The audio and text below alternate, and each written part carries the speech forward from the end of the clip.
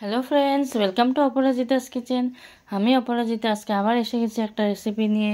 আজকে আপনাদের বানিয়ে দেখাবো একটা ভেজ ডাল, যেটা আপনারা খুবই সহজে বানিয়ে ফেলতে পারেন। অনেকে হয়তো এটা বানাতেও জানো, তাও আমি আজকে এই রেসিপিটা শেয়ার করছি। তো আসুন দেখি এটা বানানোর জন্য প্রথমে আমাদের কী কী লাগছে। তো প্রথমেই আমাদের লাগছে হলো এখানে মুগ ডাল। মুগ ডাল আমি এখানে 3 জন খাওয়ার মতন পরিমাণ মতন নিয়েছি। একটু নিয়েছি পনির, কাজু কিশমিশ, আদা বাটা আর নিয়েছি কিছু সবজি। নবরত্ন ডালটা কিন্তু সবজি দিয়েই হয়, তো তাই জন্য আমি এখানে নিয়েছি ফুলকপি, গাজর, মটরশুঁটি, বিন আর ক্যাপসিকাম। তারপর আমি শুকনো খোলায় মুগ ডালটাকে একটু ভেজে নেব হালকা করে লাল লাল করে ভেজে নেওয়ার পর তারপর 5 মিনিট প্রায় ভেজে নেব। একটু যখন লালচে হয়ে যাবে তখন এটা আমি নামিয়ে নেব। নামিয়ে নিয়ে এটা প্রেসার কুকারে আমি বয়েল করতে বসাবো। তো প্রেসার কুকারে আমি একটু নুন আর একটু হলুদ দিয়ে জল দিয়ে বয়েল করতে বসিয়ে দিয়েছি। তো এটা কতটুকু সেদ্ধ করতে হবে আপনারা দেখে নিন, খুব বেশি গলিয়ে দেবেন না, মিডিয়াম সেদ্ধ করতে হবে। তারপর ওই কড়াইতে আমি একটু অলিভ অয়েল নিয়ে নিয়েছি। এখানে অলিভ অয়েল নেওয়ার পর ওখানে তেজপাতা আর শুকনো লঙ্কা ফোড়ন দিয়েছি। তো এগুলো একটু ফোটার পর তারপর এই সবজিগুলো সব এর মধ্যে দিয়ে দেবো।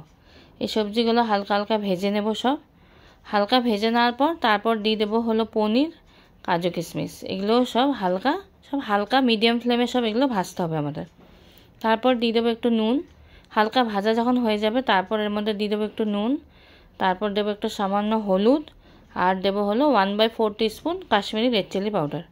কাশ্মীরি রেড চিলি পাউডারটা দিয়েছি একটু রঙটা আসার জন্য, সেই জন্যই দিয়েছি।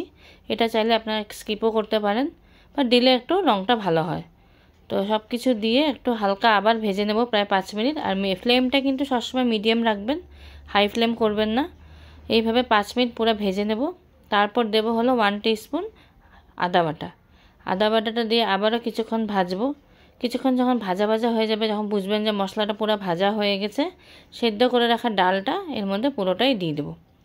সেদ্ধ করে রাখা ডালটা দিয়ে ভালো করে নেড়ে চেড়ে মশলাগুলোর সাথে নেড়ে চেড়ে ডালটাকে ফুটতে দেবো এবার। আর তো একটু এর মধ্যে জল দেবো, কারণ ডালটা খুবই ঘন হয়ে গেছে। সামান্য একটু জল দিলাম এর মধ্যে। আর দেবো হলো কয়েকটা কাঁচা লঙ্কাগুলো সব ছিঁড়ে দিয়েছিলাম আমি, ওগুলো দিয়েছি। এটা আপনারা ঝাল যতটা খাবেন সেই হিসাবে দেবেন। তো তারপর দিলাম হলো এর মধ্যে 1 টিস্পুন নুন, কারণ প্রথমে সেদ্ধ করার সময় 1 টিস্পুন দিয়েছিলাম আর মশলাগুলো ভাজার সময় 1 টিস্পুন দিয়েছিলাম। তো এখন এই জন্য আবার 1 টিস্পুন দিলাম, সেটা আপনারা পরিমাণ মতন দেবেন। তারপর একটু দেবো হলো চিনি, কারণ মুগ ডালে একটু চিনি দিলে টেস্টটা আরও বেড়ে যায়। সামান্য একটু চিনি দিলাম, দিয়ে আবারও কিছুক্ষণ নেড়ে চেড়ে দিয়ে দিলাম 1/2 টিস্পুন গরম